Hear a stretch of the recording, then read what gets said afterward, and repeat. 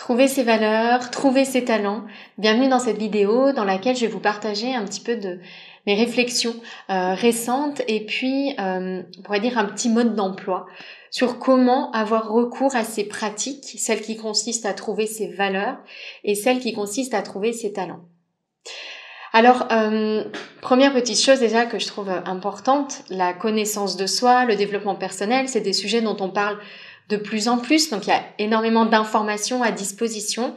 Je trouve que c'est très intéressant de s'intéresser à ces pratiques-là, identifier ses valeurs, identifier ses talents, mais je remarque aussi que ça peut poser pas mal de problèmes.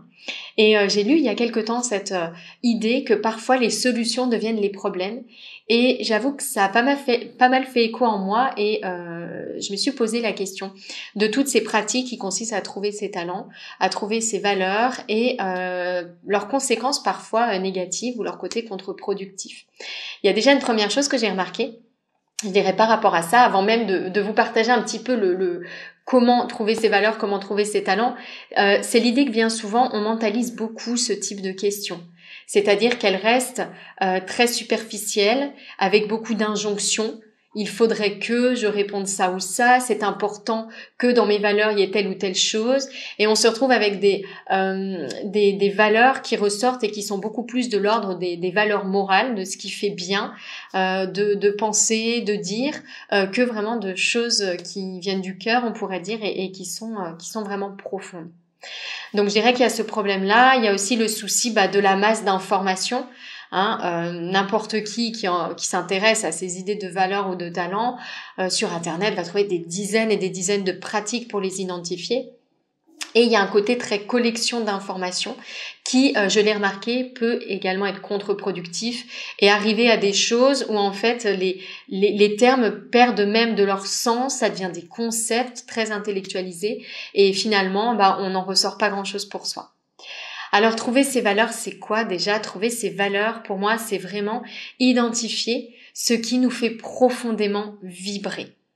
Et il y a vraiment ici une notion de ressenti, de vibration, de ce qui se passe au fond de moi quand j'évoque telle ou telle chose, quand je suis dans telle ou telle activité.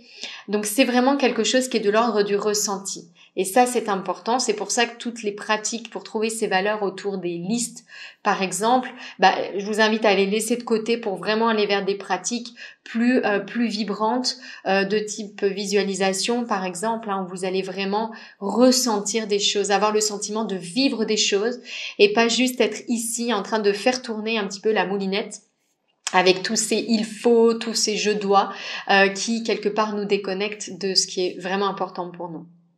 Donc les valeurs, ce sont les choses qui nous font les plus vibrer. Et les talents, qu'est-ce que c'est que les talents? Ce sont les choses, les activités, les types de tâches pour lesquelles on a des facilités. C'est-à-dire qu'on les fait mieux et plus rapidement que les autres. Donc trouver ses valeurs, trouver ses talents, pour moi ça fait vraiment partie du chemin vers la connaissance de soi, de son cheminement personnel et ce sont des pratiques importantes. Maintenant, le deuxième point que je voulais aborder ici, après ces petits rappels, c'est par quoi est-ce qu'on commence, comment est-ce qu'on articule les deux. Parce qu'encore une fois, je suis vraiment convaincue que le développement personnel, si on reste dans la tête et si on collectionne les informations, ça peut devenir contre-productif. C'est-à-dire qu'on peut devenir des super analystes de ce qui se passe dans notre esprit et puis être complètement déconnecté quelque part de ses aspirations profondes, de son cœur, de son âme, de sa petite voix intérieure, quel que soit le terme qu'on utilise. Donc par quoi commencer cette démarche et cette exploration, notamment entre valeurs et talents. Moi, j'ai conçu un modèle de coaching qui s'appelle le coaching de l'alignement au projet, dans lequel on va se reposer sur plusieurs clés pour identifier vraiment sa place unique dans le monde. Je suis vraiment persuadée que notre bonheur profond, à un certain moment, passe par ce qu'on offre au monde, c'est-à-dire qu'on est des êtres connectés et on a vraiment besoin d'offrir quelque chose, de se sentir profondément utile, mais pas utile dans le sens se faire pardonner quelque chose ou je me sens coupable si je fais quelque chose pour moi, simplement dans le sens de se sentir lié à l'autre et j'ai besoin d'apporter quelque chose à l'autre pour que ça me fasse du bien à moi. Et donc, dans ce modèle de coaching, eh bien, il y a plusieurs clés qui permettent justement d'identifier cette place unique. La première, ce sont les valeurs. Justement, qu'est-ce qui me fait ressentir, à quel moment je ressens des choses très puissantes et très vibrantes. La deuxième chose, ce sont les talents. Qu'est-ce que je fais plus facilement, plus rapidement, avec aussi beaucoup de plaisir parce que justement l'exécution est facile pour moi. Et puis la troisième clé qui permet de travailler sur cette contribution particulière, cette place unique, pour moi ce sont les épreuves de vie. Je suis convaincue que notre parcours de vie, notre chemin a un sens et que lui donner justement du sens est le meilleur moyen d'occuper la plus belle place qui soit. Et donc on a ces valeurs, on a ces talents et on a notamment ces leçons de vie. La question moi que je me suis beaucoup posée, notamment en cette fin d'année 2020, lorsque j'ai travaillé sur mon bilan de l'année, et je ferai une autre vidéo pour raconter un peu ces temps forts de 2020 et ce bilan de l'année. Il y a vraiment une question qui m'est venue, c'est quelles sont finalement les places respectives des valeurs et des talents. Autrement dit, si j'ai envie d'occuper ma plus belle place, est-ce que je dois me fier plutôt à mes talents ? Est-ce que je dois me fier plutôt à mes valeurs ? Parce qu'on n'est pas du tout sur la même chose. La valeur, c'est un ressenti, une vibration, quelque chose on pourrait dire une émotion très intense. Et puis le talent, eh bien, c'est plutôt une aptitude naturelle à faire quelque chose plus facilement. Et donc, quelle place accorder aux valeurs ? Quelle place accorder aux talents ? J'ai vraiment réalisé une chose, c'est que si on se fie uniquement à ses talents, c'est-à-dire je fais dans la vie ce qui m'est assez facile, ce qui m'est naturel, ce pourquoi je suis douée, eh bien ça ne suffit pas. C'est-à-dire qu'en fait, ça va nous permettre peut-être de ne pas voir le temps passer. Vous savez, on parle souvent de cet état de flow quand on fait des choses pour lesquelles on est doué. Alors certes, ça permet peut-être de ne pas voir le temps passer, de faire des choses faciles et de prendre un certain plaisir en fait à les faire. En revanche, le sentiment d'épanouissement profond qu'on peut ressentir dans la vie, il n'est pas lié à ses talents. Il est vraiment lié aux valeurs. Je me suis rendu compte d'une chose, c'est que dans le CAP, eh bien, il y a ce cheminement autour de ces différentes clés. Et il est vraiment important de commencer par les valeurs. Les valeurs, c'est vraiment notre guide. C'est qu'est-ce qui me guide justement? Qu'est-ce qui me nourrit profondément? Qu'est-ce qui me fait vibrer en profondeur? Et je crois vraiment que notre cheminement doit commencer par ça. Qu'est-ce qui me fait vibrer? Et là, quand on parle de vibrer, c'est le corps qui entre en mouvement. Bien sûr, c'est les pensées qui sont associées. C'est aussi la petite voix intérieure, le sentiment profond d'être à sa juste place. Donc, qu'est-ce qui me fait vibrer réellement dans ma vie?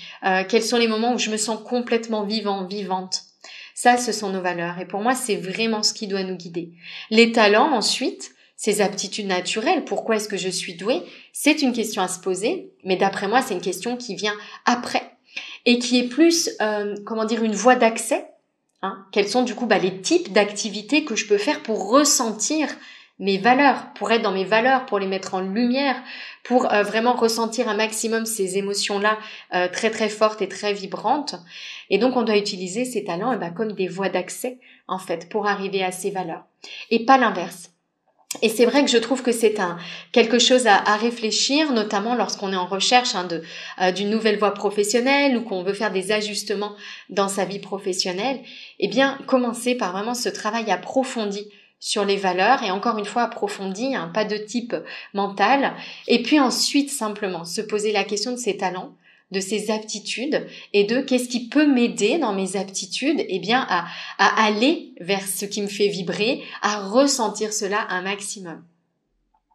Et pour terminer, je voulais vous partager ces questions clés d'après moi à se poser justement quand on est dans ce cheminement personnel.